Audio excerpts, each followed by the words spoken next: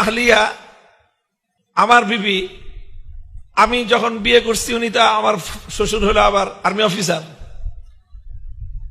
তো বিয়ের পরে যখন আমাদের বাড়িতে আসলো, এসে দেখে সব হাফেজ।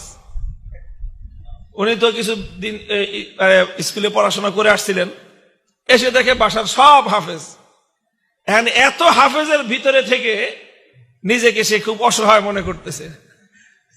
পরে সে নিজে হেফজ শুরু করলো, তারপরে সন্তান গর্ভে ধারণ করলো, সন্তান লালন পালন করলো, এর ভিতর দিয়ে সে নিজে কোরআনের হাফেজ হয়ে গেল।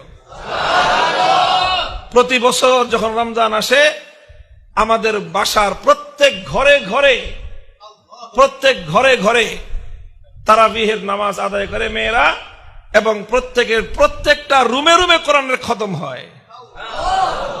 আপনাদের তো এক পুরা মহল্লা মিলে মসজিদে এক খতম হয়, আমাদের প্রত্যেক ঘরে ঘরে নামিয়া প্রত্যেক রুমে রুমে কোরআনের খতম হয়।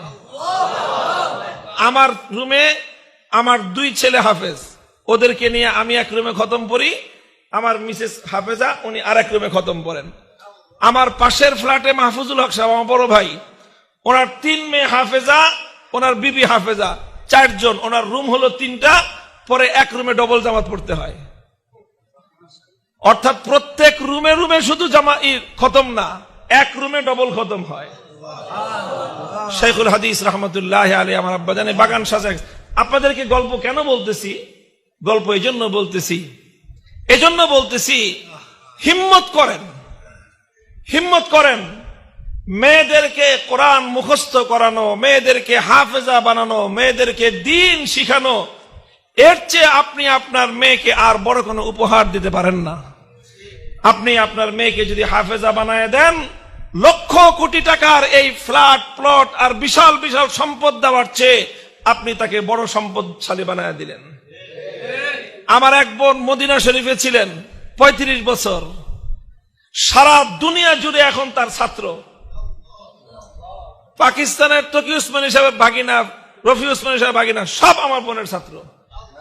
দেওবন্দের মাদানী খানদানের অনেক বড় বড় আলেম, সারা দুনিয়া ব্যাপী প্রসিদ্ধ আলেম আমার বোনের বাড়িতে আসলে খালাজি খালাজি কয়ে ওই বাড়ির সামনে বসে থাকে, এখনো ডরায় যে ওস্তাদ।